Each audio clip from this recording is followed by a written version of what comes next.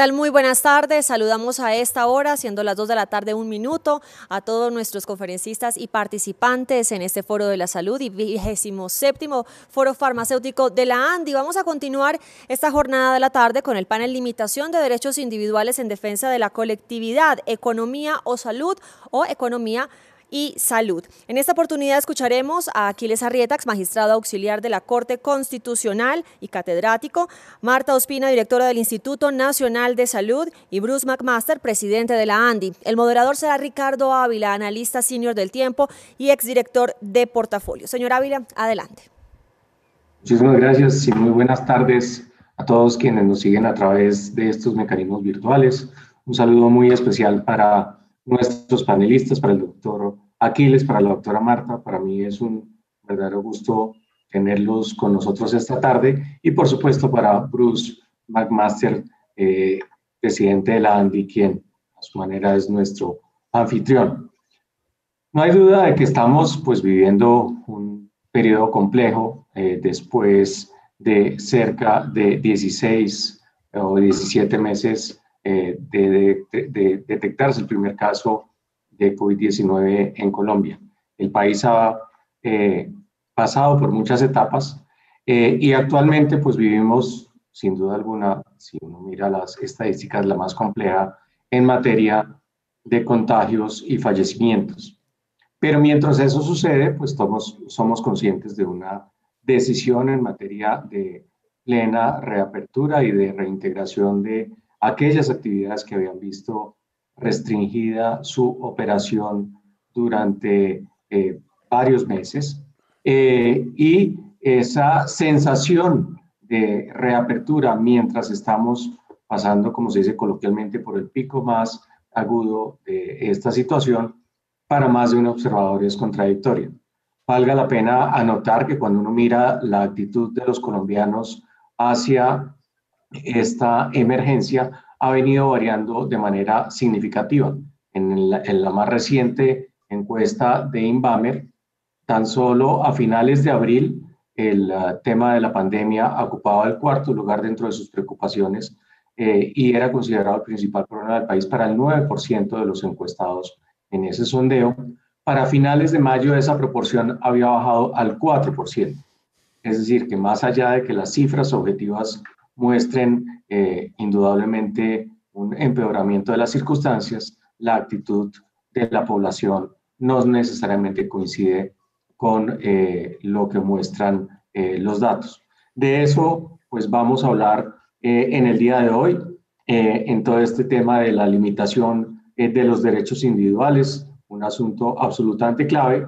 Si quiero comenzar estas primeras intervenciones con Bruce McMaster, planteándole el tema que está en la mente de quienes le seguimos el pulso a esta situación. Hace un año nos preguntábamos si economía o salud, cómo se combinan, cómo lograr ese balance, hasta dónde la salud y hasta dónde la economía.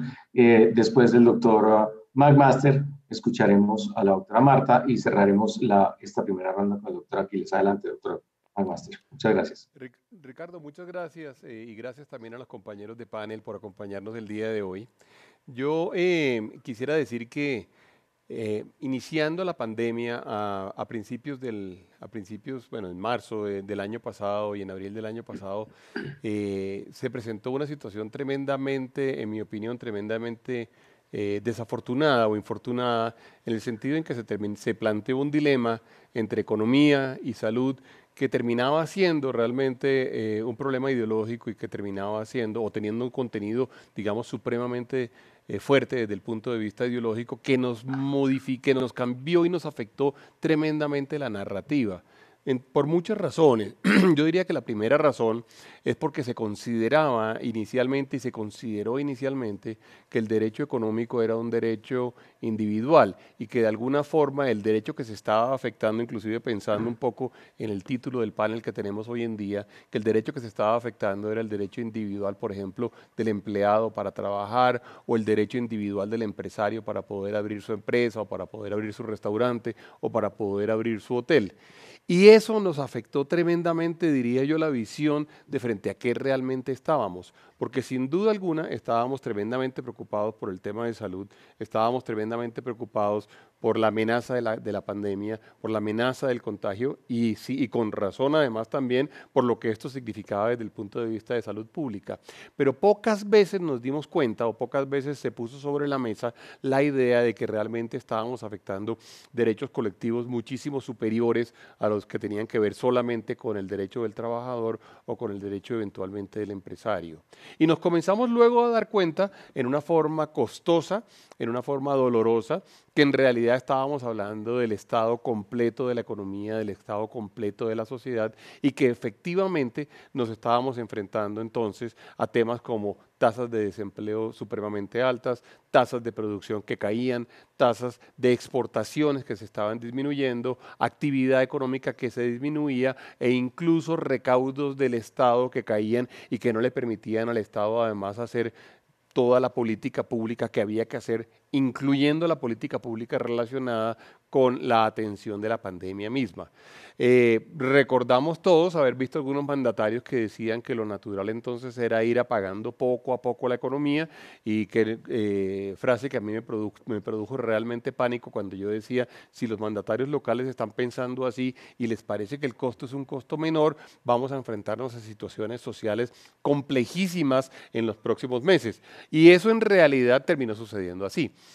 No es gratuito, por ejemplo, que las tasas de pobreza, por ejemplo, en una ciudad como Bogotá, hayan sido las que hayan tenido mayor retroceso o hayan crecido más en términos relativos, o que las tasas de desempleo también hayan sido las que hayan crecido más cuando las comparamos con el resto de regiones del país.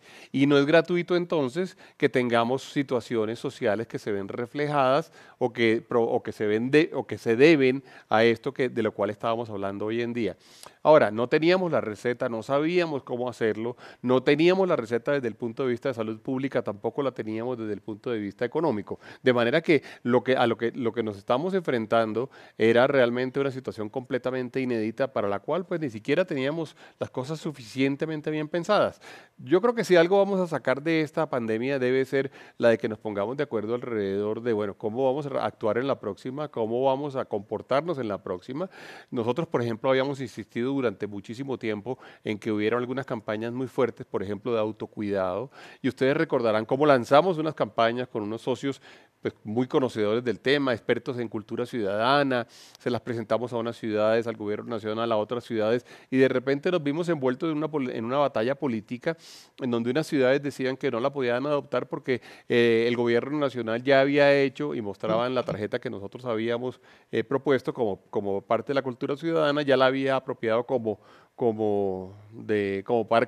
propia del gobierno nacional y que por lo tanto no se iba a utilizar. En ese orden de ideas realmente pasaron cosas mezquinas, pasaron cosas, yo diría, supremamente torpes desde el punto de vista social que que nos condujeron a una situación en la cual terminamos quedando muy afectados en los dos casos. Porque la pregunta que nos tenemos que hacer ahorita es ¿por qué Colombia al final de toda esta vuelta y al final de todo lo que ha sucedido hasta hoy en día tiene unas tasas tan malas en términos, por ejemplo, de muertos por número por número de habitantes, o porque tenemos unas tasas de contagio tan altas, o porque tenemos al mismo tiempo una caída del Producto Interno Bruto que probablemente es de las mayores del mundo, y porque tenemos una tasa de desempleo, porque parecería que al final esa receta no era la receta que deberíamos haber aplicado. Porque inclusive si hacemos ya para terminar esta intervención o este pedazo de la intervención, si hacemos un barrido a otros países, nos encontramos con que hay países pocos en los cuales las tasas de contagio o de muertes por número de habitantes pues son peores que las nuestras, pero esos países no están precisamente en la misma situación económica en la cual está Colombia hoy en día. Estados Unidos, por ejemplo, que fue uno de los ejemplos más duros y donde ha habido más muertes de lejos a nivel global, pues tiene unos crecimientos, digamos, en el primer trimestre del año que superan el 6.4%. Es decir, ¿cómo hace uno entonces para no quedarnos en lo peor del mundo económico, el mundo social, el mundo del empleo y el mundo de la pobreza, al tiempo que nos quedamos con tasas relativamente malas desde el punto de vista de salud? Yo creo que tenemos una gran tarea en términos de reflexionar, tenemos una gran tarea en términos de sacar conclusiones y de saber qué es lo que vamos a hacer de aquí en adelante. Yo por ahora dejaría ahí, Ricardo, muchas gracias. Una contrapregunta muy rápida y muy Sí. puntual. ¿Nos quedamos, como dice el dicho, con el pecado y sin el género, en su opinión? Pues yo sí siento que nos quedamos un poco en el peor de los mundos en los dos, en esas dos dimensiones, y yo creo que se debió a que se planteó esa diferencia ideológica al principio, o esa idea que nos ensució muchísimo el pensamiento de que estábamos hablando de derechos individuales cuando hablábamos de los derechos económicos. Y la verdad es que los derechos económicos tienen mucho más que ver con cosas sociales amplias de bienestar, de superación de pobreza, de condiciones de los hogares, que con solamente el trabajo de una persona o la empresa de un empresario que eventualmente no habría. De manera que yo sí creo que esa reflexión la vamos a tener que hacer muy bien y vamos a tener que estar listos para la próxima. Muchas gracias, doctora Marta. Este dilema que no fue exclusivo de Colombia sobre economía y o salud y todo lo relacionado con, obviamente, libertades individuales y los planteamientos que hizo el doctor McMaster, su opinión. Sí, Ricardo, un saludo para todos y para todos los que nos ven. Falso dilema, diría yo, y usted me lo ha oído, siempre he pensado que es un falso dilema porque la salud en sí misma, en la verdadera definición de la salud, incluye todos los aspectos de la vida y por supuesto que la economía no es menor, o sea, el poder vivir, el tener con qué comer, ese tipo de cosas son fundamentales. Pero se nos olvida, como suele suceder cuando uno ya está 16 meses después, porque todo el mundo resulta más inteligente luego, o sea, es algo natural de los humanos, pero se nos olvida que lo que nosotros estábamos enfrentando y el mundo es un evento absolutamente emergente. Los eventos emergentes vienen con una carga de incertidumbre gigantesca y estamos hablando de un evento que, digamos, sus señales específicas eran muy preocupantes. Estamos hablando de un evento de transmisión respiratoria, o sea, de los más eficientes del mundo, un evento transmisible, humano-humano, un evento que proviene de un coronavirus y tiene las características de los coronavirus, y es que son muy transmisibles, tienen buena capacidad de mutación y adicionalmente en animales se ha visto sobre todo, tienen dificultad para encontrar para ellos vacunas o inmunización y tienen características muy particulares. Una enfermedad que tiene un alto número de personas asintomáticas, no sabíamos qué proporción en ese momento, que es distinto, por ejemplo, a luchar contra MERS, SARS o ébola.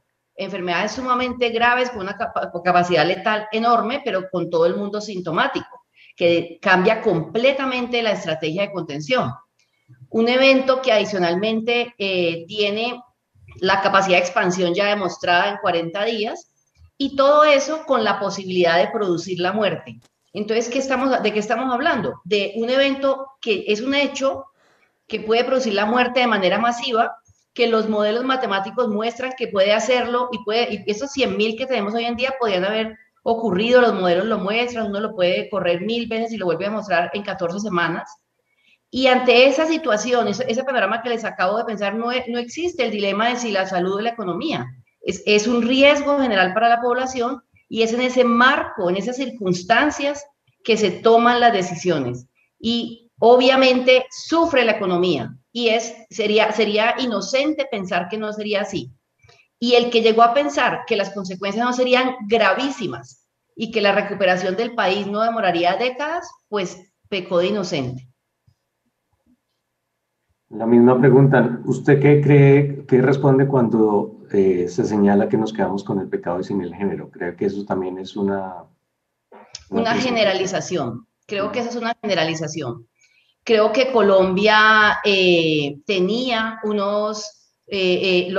tuvo, y así, y cuando se hace los análisis parciales a lo largo del tiempo, tuvo unos momentos muy buenos, con unas enormes ganancias, tuvo como el que ahorra y pierde, juega todo y pierde los ahorros, eso le ha pasado a Colombia, y yo lo he dicho, y así lo creo, y así lo muestran los modelos, no necesariamente teníamos que haber tenido este resultado, porque se jugaron muchas cartas en los momentos oportunos para que así no fuera.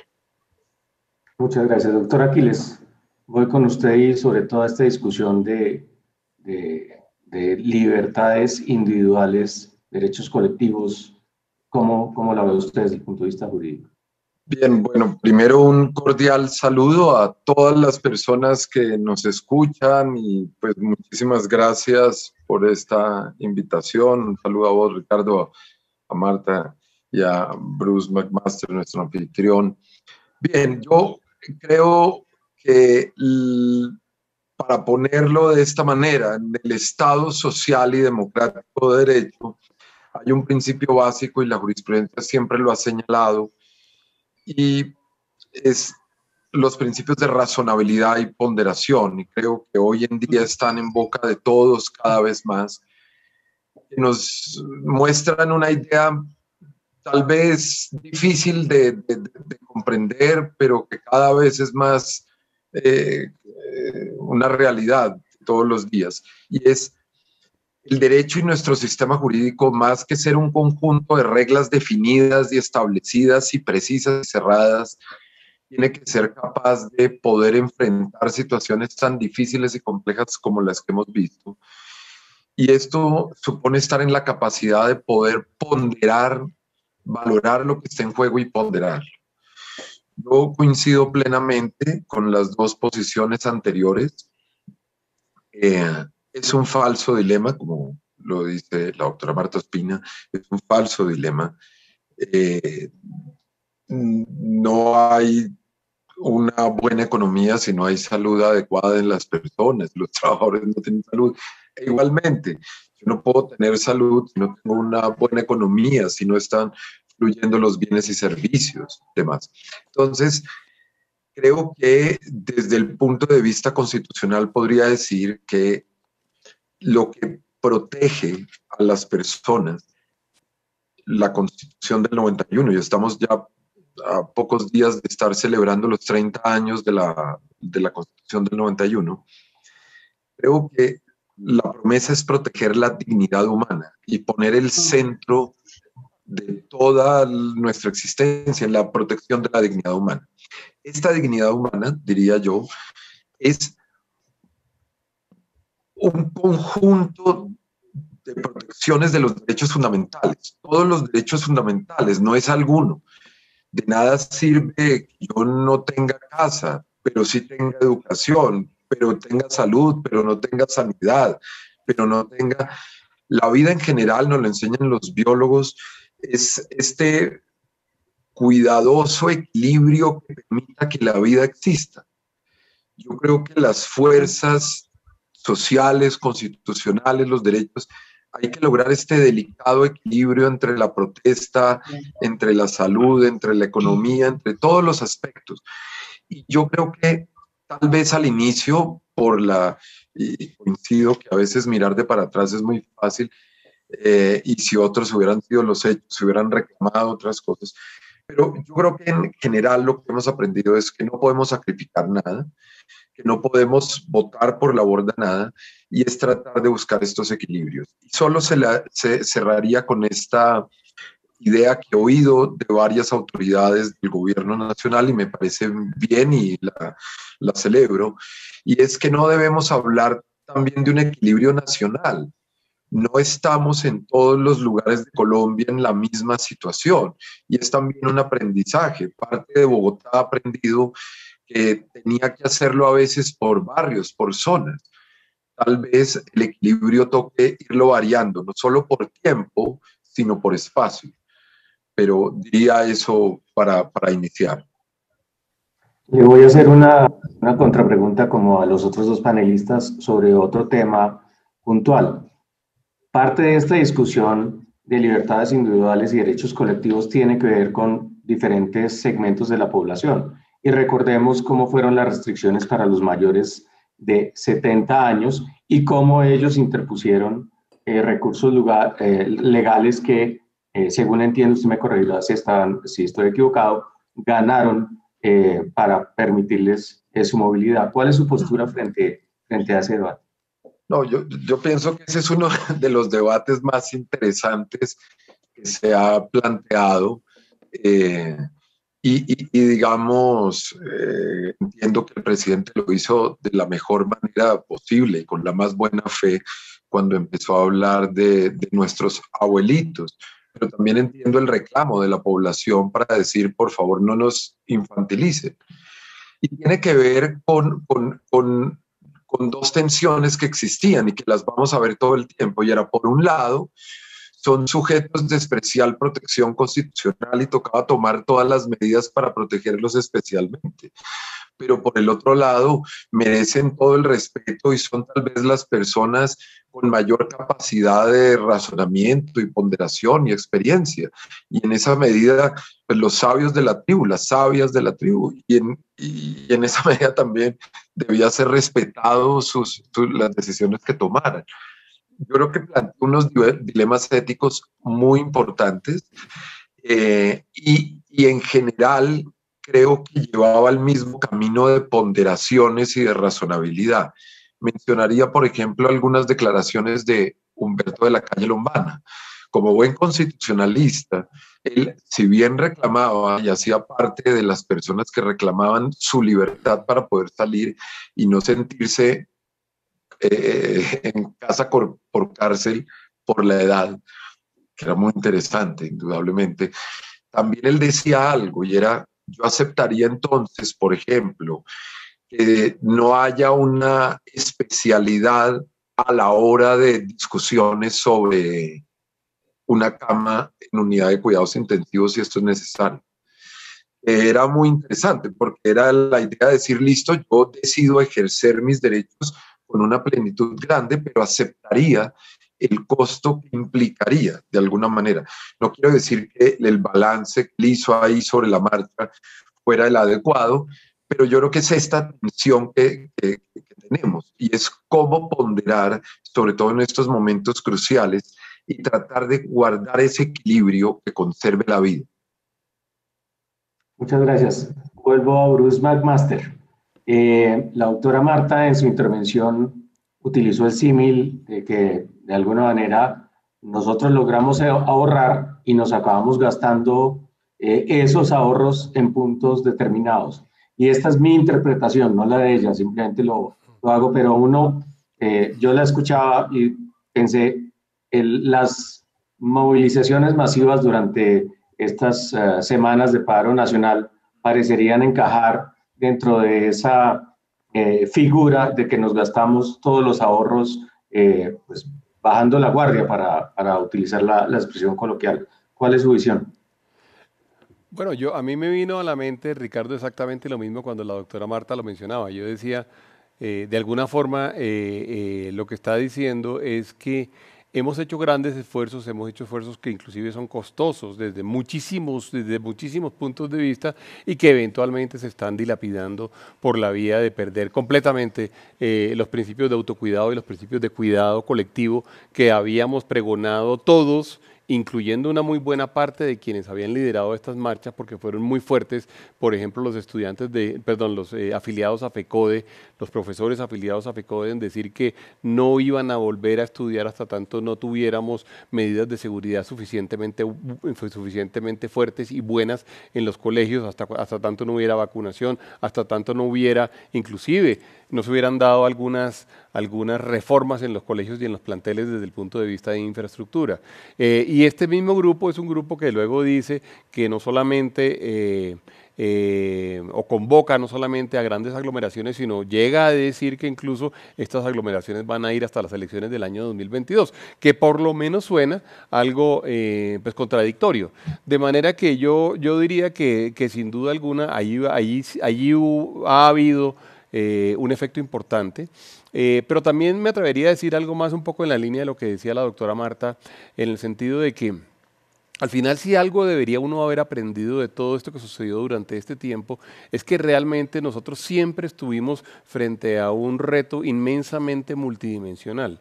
No era un reto que se refiriera solamente a la salud, no era un reto solamente en el empleo, no era un reto solamente en el producto, no era un reto solamente fiscal, no era un reto solamente en orden público, no era un reto solamente en el tema de, por ejemplo, tener lista la infraestructura o tener listo, como nos tocó a nosotros en la ANDI, trabajar en el tema de tener más camas de UCI o tener más disponibilidad, como estamos haciendo ahorita con vacunas o de oxígeno. Es decir, realmente es un tema inmensamente multidimensional.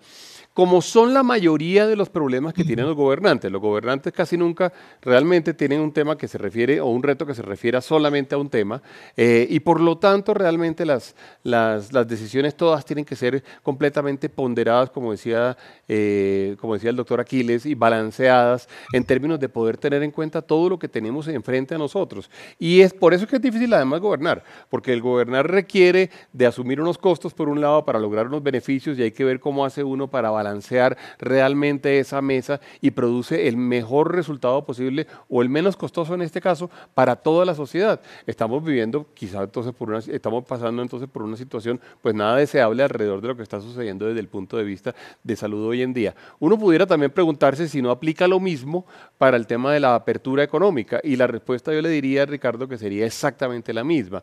En términos de la apertura económica, la apertura no puede ser cualquier apertura económica, tiene que ser una apertura con mucho cuidado. Y por cierto, cuando hablamos de con mucho cuidado, yo personalmente, y aquí sí es más que institucional, una visión muy personal, yo sí diría, tenemos que además tomar medidas que sean razonables. A mí, por ejemplo, me llama mucho la atención que, por ejemplo, hoy en día, para poder entrar y salir de los aeropuertos, tenga que pasar todo el mundo por una sola puerta para salir y por una sola puerta para entrar, y que en lugar de 3 carriles en un aeropuerto haya habilitados solamente 2, y que los pasajeros no se puedan dejar. No entiendo eso. Me parece que de alguna forma esa proliferación de ideas alrededor de qué significaba el autocuidado y qué significaban las medidas de bioseguridad, tenemos que pegarle una revisadita, y deberíamos hacer una cosa muy efectiva, muy concreta, muy enfocada en las cosas que han demostrado tener gran riesgo, y tratar con esas medidas más o menos, y con ese riesgo más o menos controlado, tratar de poder operar la economía. La economía tiene que operar, ¿no? De eso no nos salvamos, y mucho más una economía como la nuestra, que es una economía pues relativamente pobre, con pocos ahorros individuales, pero con pocos ahorros colectivos también. Doctora Marta, dos preguntas relacionadas. Una, no solo la experiencia de Colombia demostró que el efecto de las medidas de restricción a la movilidad o de los confinamientos, pues comienza a disminuir en el tiempo, porque la gente, en algunos casos, como consecuencia de la informalidad que es típica de las sociedades latinoamericanas, pero en otros solamente por cansancio, pues comienzan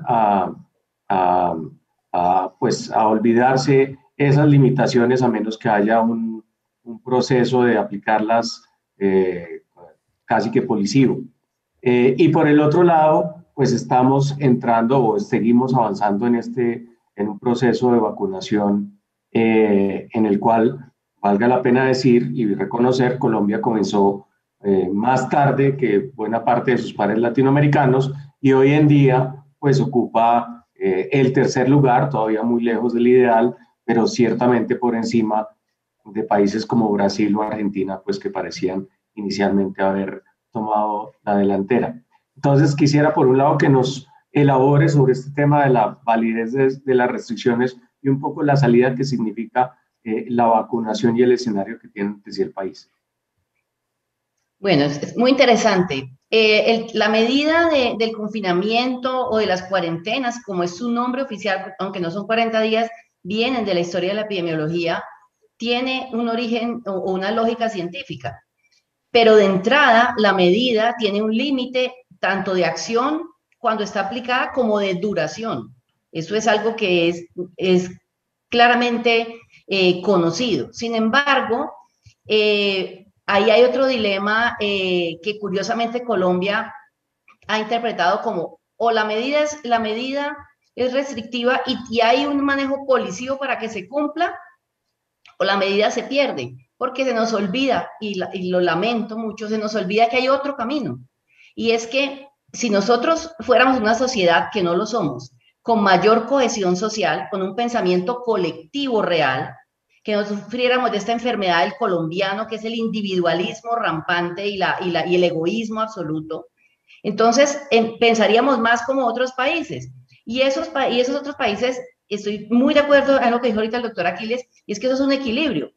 En la medida en que uno tiene más conciencia colectiva, es decir, cohesión social, y actúa en un todo para el beneficio de todos, requiere menos medidas colectivas externas y mucho menos policivas, porque entendemos que vamos remando en el mismo barco, que el barco es todo y que si nosotros todos nos remamos, todos nos hundimos.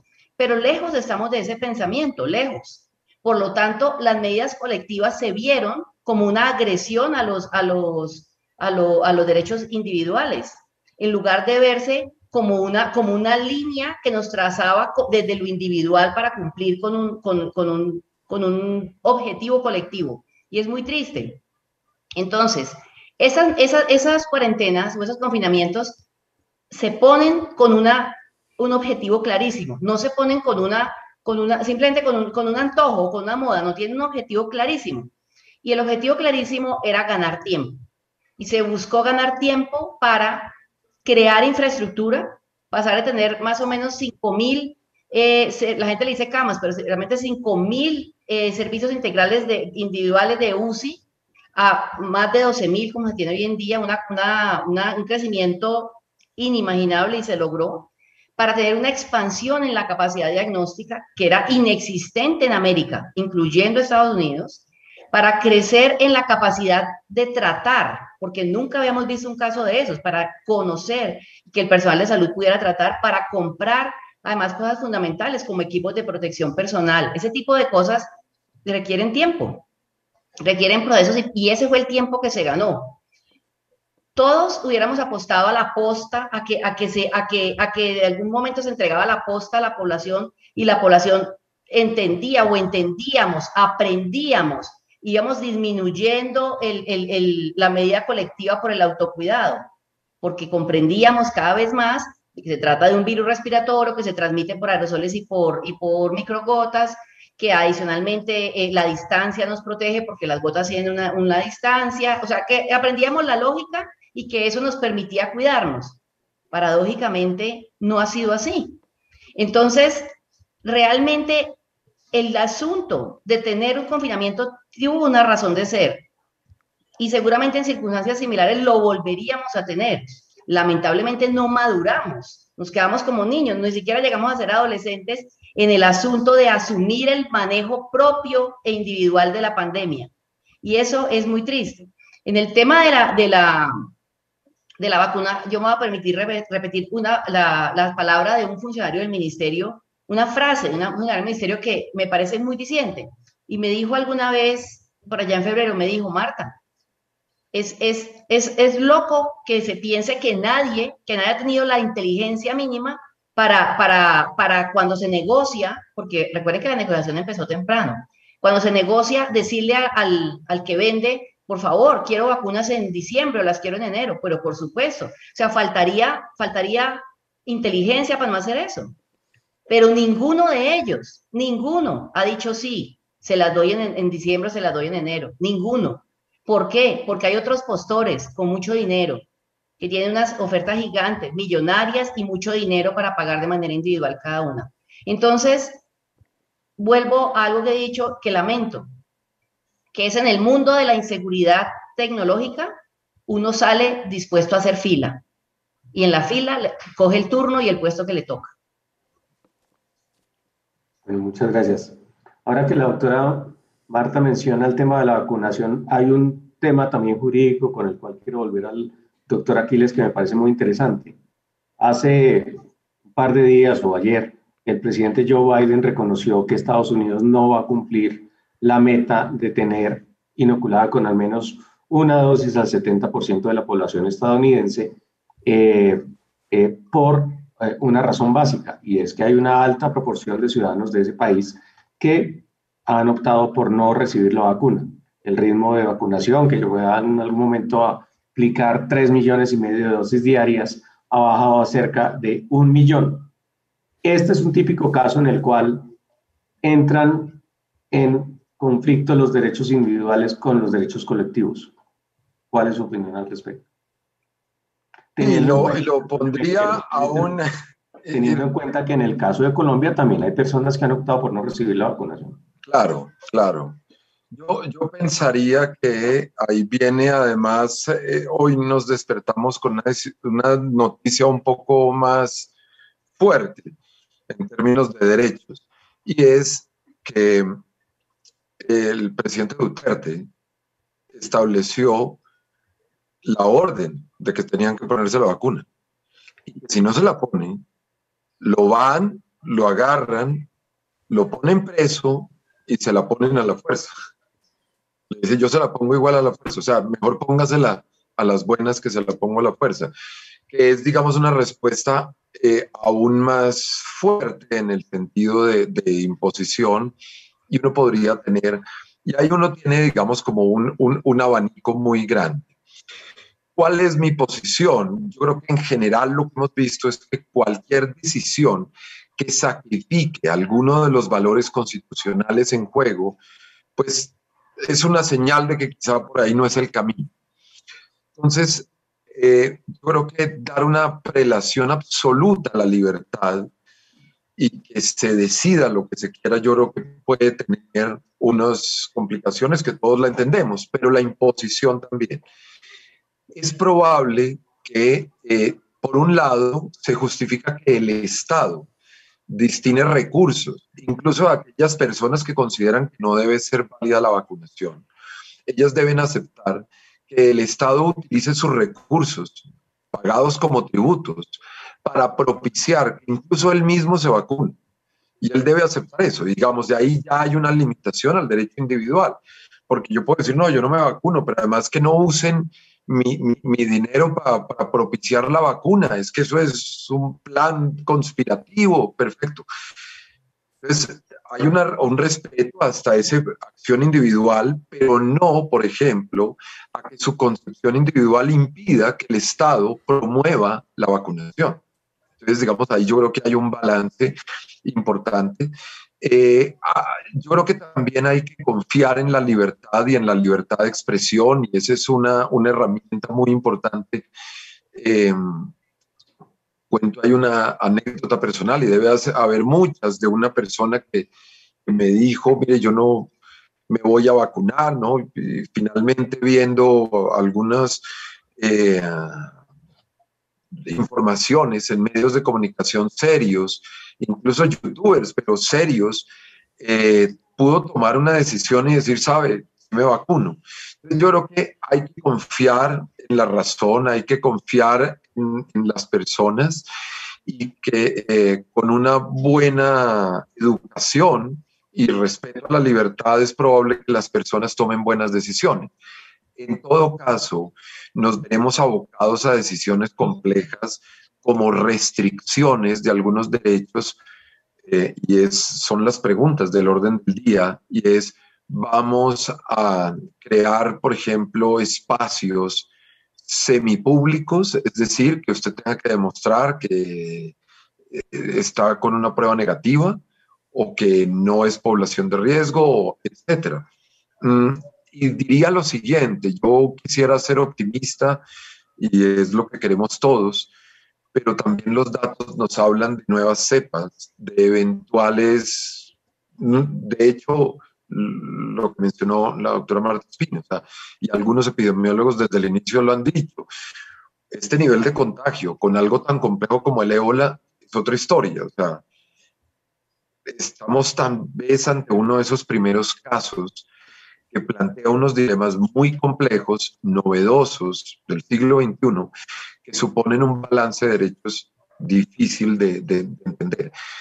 Pero diría eso, quizá no hay que tomar una decisión extrema, sino buscar cómo tratar de proteger al máximo las libertades y compaginar al máximo con los derechos que estén en juego. Es lo que la jurisprudencia ha llamado, y que nuestras culturas indígenas llaman, lograr armonizar. La Corte habla de una armonización concreta, y es ver cómo en cada situación lograr armonizar los derechos. Muchas gracias. La doctora Marta tenía una acotación respecto a ese planteamiento, doctora Marta. Y la palabra me encanta, y de hecho la estaba usando esta mañana. Armonizar los derechos individuales con los colectivos no es ni siquiera optativo, yo creo que es el camino. Y les pongo un ejemplo, es simple, que es fumar. El derecho a fumar, por supuesto que es individual, pero tiene una afectación colectiva real. Creo que no tenemos que profundizar en ello. Y las muertes de los fumadores pasivos son conocidas y se cuentan todavía hoy en día en la estadística.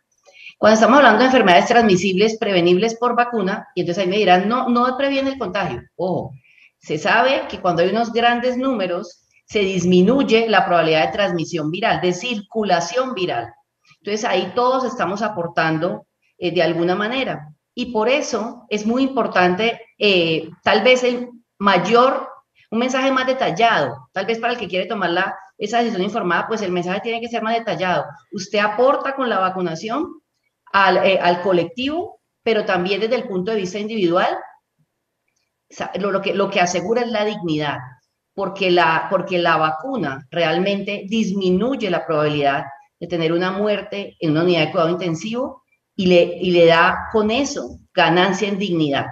Y por eso, si la gente tuviera más conocimiento de eso, lejos del microchip o lejos de la alteración genética, ese tipo de cosas que supuestamente le va a producir el biológico que rueda lamentablemente en redes sociales, creo que muchos de esos que no se quieren vacunar, muchos de ellos entenderían que es un ejercicio y una apuesta por la colectividad.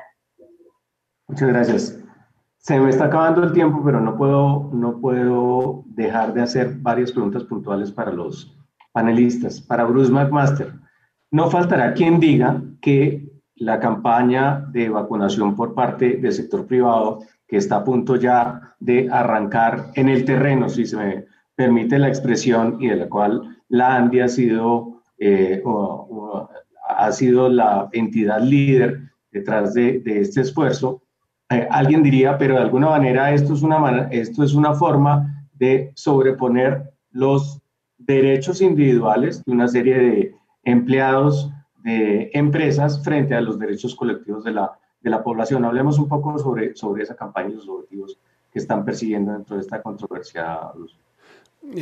Sí, Ricardo. Sí, seguramente no faltará, pues, es decir, todos hemos visto cómo cada conversación se ha ideologizado tremendamente. Solamente quisiera, antes de contestar la pregunta concreta, decir que tanto se ideologizan las cosas hoy en día a raíz de redes sociales y de discusiones a través de esos medios, que lo que pasa con esta vacuna nunca había pasado con otras vacunas. La gente nunca se había, por ejemplo, preguntado por todas las vacunas que nos ponemos permanentemente o que le hemos puesto durante toda la vida a nuestros hijos, si esas vacunas eran producidas en un país o no, los efectos colaterales, que si tenían chip o no tenían chip. Esas preguntas no se dieron nunca. Este tema se convirtió en el tema más importante, por supuesto, de conversación de toda la humanidad, también en las redes sociales, y como tal, pues se pegó esa ideologizada tan fuerte que es la que de alguna forma ha tenido, yo creo que en duda, la posibilidad de que la gente acepte que no solamente se trata del riesgo individual, sino del riesgo colectivo, que yo creo que es donde está la principal dificultad de que las personas no se vacunen. La campaña básicamente es una campaña que busca complementar el Plan Nacional de Vacunación para responder la pregunta. Evidentemente el gobierno nacional pues ya ha comprado vacunas para todos los colombianos que las necesitamos, ya las teníamos, ya el gobierno las ha adquirido, se están en este momento buscando que haya los despachos, se está buscando que haya las asignaciones por parte de las compañías productoras de vacunas, de manera que eso ya estaba listo. Lo que nosotros estamos haciendo hoy en día es tratando de acelerar el Plan Nacional de Vacunación. Y esto tiene muchísimas virtudes, no solamente la virtud y el beneficio individual de quien es vacunado por este programa, que además, por cierto, normalmente es un trabajador que no tiene normalmente ningún privilegio muy especial en una sociedad, como debe ser, digamos, con todos los ciudadanos, sino que adicionalmente nos permite inclusive llegar a atender la primera duda de la primera pregunta, y es cómo hacemos además para poder atender todo ese tema económico que está tan pendiente y tan afectado, como decía Marta, que solamente alguien muy ingenuo podía pensar que no se iba a producir afectación, pues tiene toda la razón. Entonces tenemos ahora que buscar la forma de bajar esa afectación para lograr restablecer el correcto funcionamiento de la sociedad. Y luego, adicionalmente, también decir que se trata de esta campaña es una campaña masiva, esta es una campaña que va a incluir a 1.250.000 personas, por lo menos en esta primera fase, de lo que la ANDI está haciendo. Ahí no estamos contabilizando lo que hagan otras entidades autoridades, y la idea es que podamos fortalecer el Plan Nacional de Vacunación, de manera que lo hemos hecho con el gobierno, lo hemos hecho justamente para tratar de cubrir más rápidamente a la población, además entendiendo también que si uno logra cubrir a la población más rápido, seguramente vamos a poder lograr una inmunidad y una afectación general muchísimo menor, mucho más rápido, de manera que yo diría que esto es en beneficio de todos, que tiene un componente de equidad grande y que además sin duda alguna le conviene pues a todos los colombianos que suceda. Muchas gracias. Doctora Marta, 3 preguntas en una. La primera, ¿ve luce usted al final del túnel? La segunda es, ¿en qué plazo aproximado? Y la tercera, ¿qué lecciones derivaría sobre lo sucedido con miras a que ojalá en un tiempo muy lejano volvamos a experimentar una emergencia similar? Luz, claro, ninguna de las pandemias de la humanidad ha durado para siempre. No estábamos, seguramente, pues no estábamos para contarlo, pero eso es así. Por factores biológicos y por factores, obviamente, también hechos por el hombre, por las medidas que se toman, como las vacunas, ese tipo de cosas. El modelo, lamentablemente, como ustedes saben, en abril nosotros, antes de abril, al terminar Semana Santa, hicimos un modelo que tenía 3 escenarios, como lo recordarán, circuló ampliamente en las noticias. Estamos en el peor de ellos, en el peor de los escenarios, porque la tasa de contacto es muy alta y el número reproductivo que estamos teniendo es altísimo y por eso tenemos esos números. Sin embargo, no olvidemos que, y le pongo el caso de los fallecidos que hoy en día estamos viendo, por ejemplo, en el mes de junio, el 80% tuvieron su contagio en los meses anteriores. O sea, estamos recibiendo un tsunami, digamos que tuvo un epicentro, un sismo con el epicentro en meses anteriores. Las lecciones aprendidas son muchas, me demoraría mucho hablando de ellas, pero creo que hay 2 fundamentales. Importantísimo para los países tener seguridad tecnológica y sanitaria, es esencial. Es cierto que somos una aldea global, es cierto que los bienes y servicios se compran en otros lados, eso es verdad, por supuesto que sí. Sin embargo, en las crisis es cuando uno realmente ve quiénes son los amigos y los que apoyan y los que están para vender, y no siempre todos los que venden en tiempos fríos venden en tiempos de emergencia o venden con la oportunidad que es. Entonces creo que cada país debe tener sus seguridades, y estoy hablando de seguridad alimentaria, seguridad tecnológica, seguridad sanitaria, todas las seguridades, educativa.